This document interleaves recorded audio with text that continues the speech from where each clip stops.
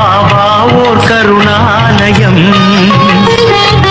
பாதம்தான் கமலாலயம். பாபா ஓர் கருணாலயம், பாதம்தான் கமலாலயம். சாயப்பா உறவுகள் அனைவருக்கும் வணக்கம்.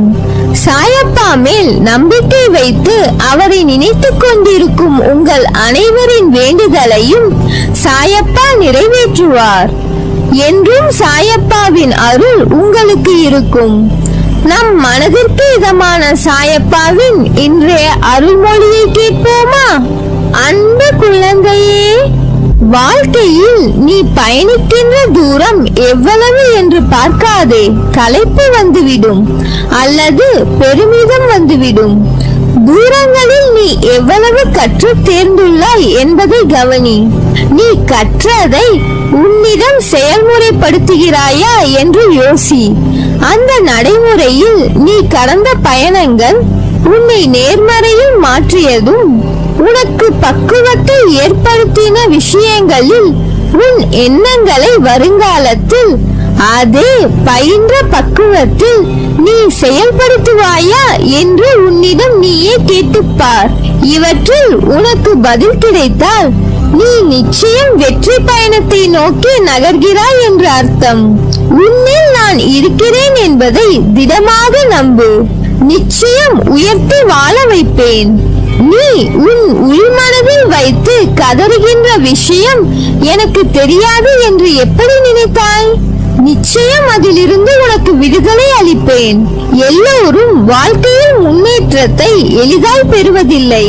அதற்கு நிறைய விஷயங்களில் நீ முயற்சிக்க வேண்டும், உழைக்க வேண்டும்.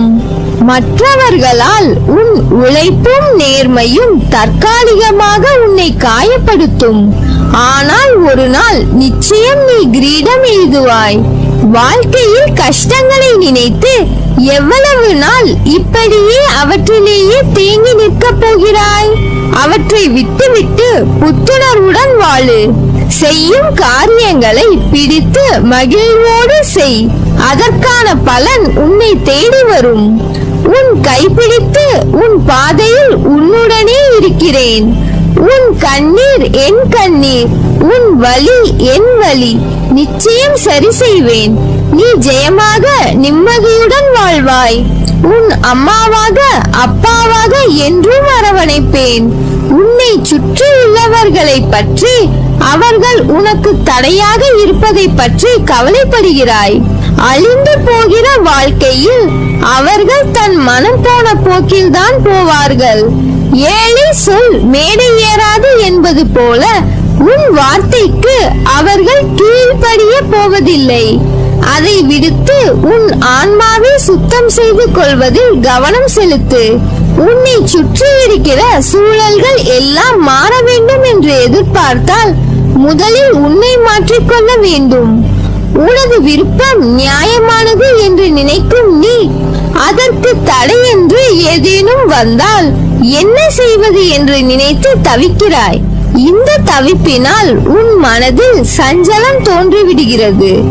மனம் விருப்பத்தை நிறைவேற்றிக் கொள்ள உத்வேகத்தோடு நடைபோடும் போது எதிரே உள்ள ஒன்றொன்றையும் தடையாக சந்தேக கண் கொண்டு பார்க்க தோன்றுகிறது. தடைகள் முதலில் வழிபோக்கனை போல தள்ளி நின்று வேடிக்கை பார்ப்பதை போலத்தான் தெரியும். நமக்கும் அதற்கும் எந்த தொடர்பும் இல்லை என்பது போன்ற சூழல் தெரியும். ஆனால் நாம் எதிர்பார்க்காத போதே நம்மை மெல்ல மெல்ல கவ்விக்கொள்ளும்.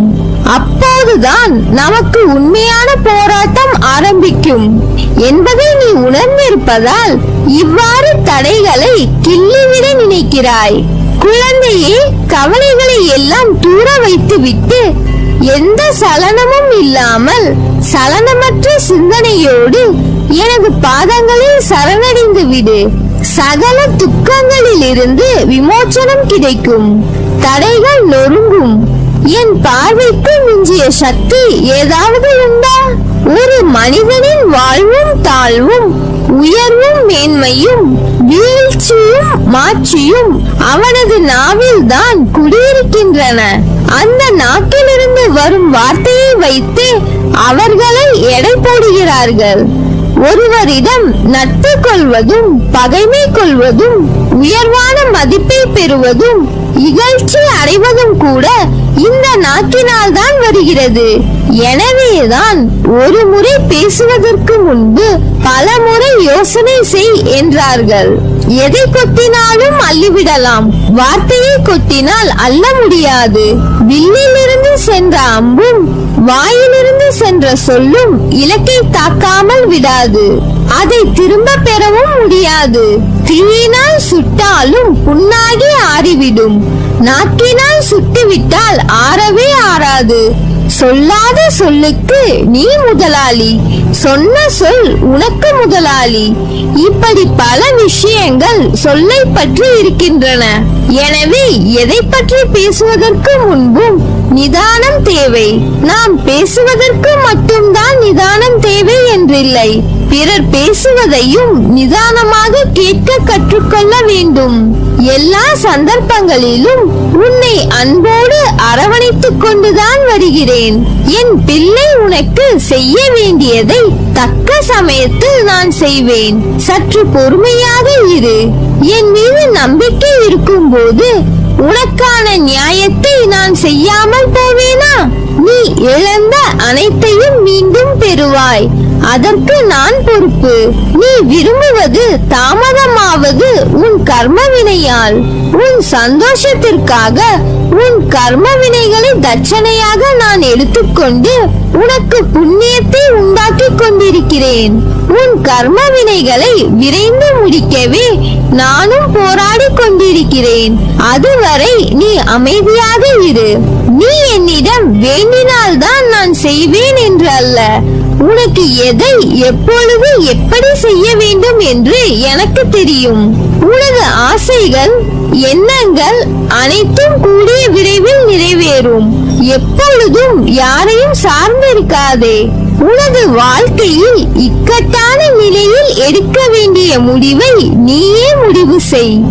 உன்னில் இருக்கும் நான் அதற்கு உதவி புரிவேன். ஆனால் நீயோ உன் மீது அன்பும் அக்கறையும் இல்லாத உன் சுற்றத்தார்கள் சில பேரிடம் போய் அறிவுரை கேட்கிறாய். ஏன்? எவர் மீதும் கோபம் கொள்ளாதே, அது கொடியது. உதவி புரிபவர்களிடம் மட்டுமல்லாமல் உதாசீனப்படுத்தியவர்களிடமும் கூட அனைவரிடமும் அன்பாக பேசு. நீ வருத்தப்படுவதால் எதுவும் மாறாது. நம்பிக்கையோடு கம்பீரமாக உன் குறிக்கோளை நோக்கி செல். நீ அதை அடைய நான் துணை இருப்பேன். இது என் சத்திய வாக்கு.